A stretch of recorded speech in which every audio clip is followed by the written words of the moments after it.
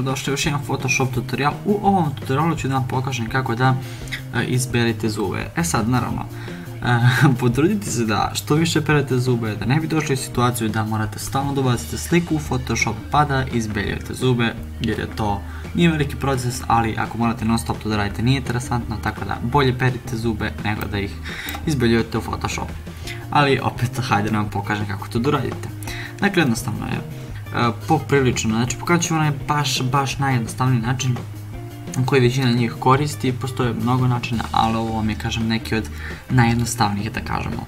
Pa kako to raditi? Jednostavno moramo prvo da selektujemo zube. Sad kako ću ja selektovati zube? Ja ću uzeti ovo, jer me mrzi da sad je nešto detaljno da selektujem, tako da ovo vam samo pokazujem.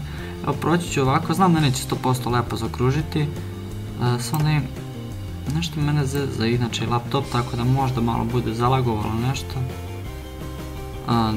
Dobro, evo ga. Dakle, jednostavno uzmemo ovako, selektujemo sve zube do kraja. I zato što meni ovo nije lepo jednostavno selektovalo, moram ovo da sačekam. Ne znam zašto se ovo dešava, ali dobro. Dakle, morat ću da... What the fuck, zašto laguje?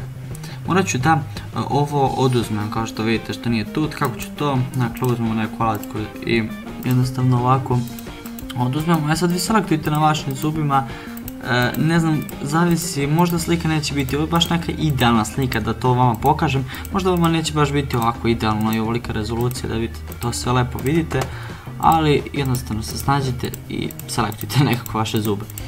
Evo, ja ću ovako i evo sad sam napravio lepu, finu selekciju, moglo je to mnogo bolje, ali evo, ali nema veze u svakom slučaju.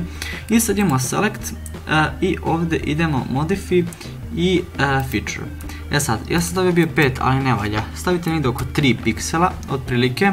Sad opet kažem, morate vidjeti po vašoj slici kolika je veličina slike i tako to, ali za ovu moju sliku odgovara 3 piksela.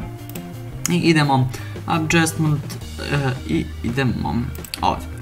Sad, ovdje, kao što vidite, imamo saturation, to treba da smanjimo.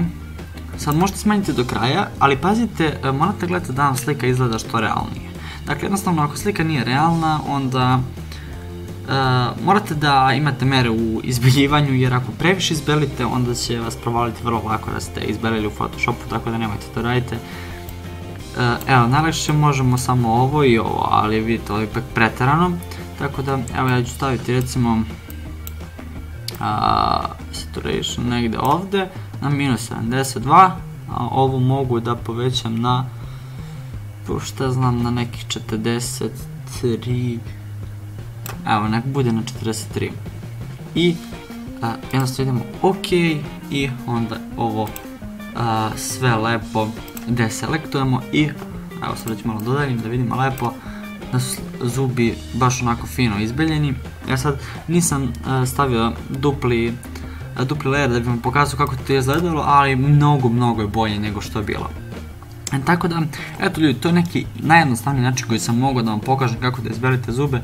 Nadam se da vam se ovaj klip svidao i da vam je bio od koristi. Ako jeste, bacite like i pretplatite se na moj kanal, posjetite moju Facebook stranicu, link Facebook stranice ćete imati u deskripciji, tako da to bi bilo to i vidimo se u nekom sljedećem klipu. Ćao!